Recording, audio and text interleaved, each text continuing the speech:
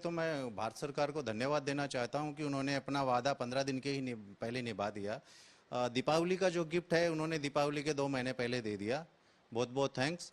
और ये जो टैक्स स्लैब अभी इन्होंने जीएसटी में किया है उसका आम आदमी पे बहुत बड़ा प्रभाव पड़ेगा, क्योंकि आम आदमी को जो चीज़ें आवश्यकता होती है, सुबह उठते ही सबसे पहले बाथरूम जाता है, उसको शैम्पू बस वो सारी चीज़ें 12% से उठा करके उनको सीधा का सीधा 5% में लेके, नहीं सॉरी 18 से 5% में लेके आ गए। उसके बाद में सुबह उनका नाश्ता बनता है, खाना बनता है, उसके लिए जो बटर घी चाहिए उसको उठा करके सीधा 12 से 5% में ले आया। तो सुबह की जो शुरुआत होती है वहाँ से ही उनको सेविंग चालू हो गई है। उसके बाद में अगर दीपावली गिफ्ट की बात करें तो जिनको टीवी खरीदना हो या मोबाइल खरीदने हो या लैपटॉप खरीदना हो तो इसके लिए बहुत बड़ी राहत है। 28% से सीधा आप 18% पे आ गए हो। 10% की यहाँ सेविंग हो गई है।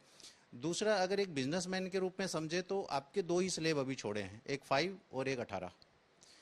40% तो क्या है जो लग्जरी लाइफ जीते हैं उनके लिए है, तो आम आदमी के ऊपर इसका कोई प्रभाव नहीं पड़ता है ज़्यादा।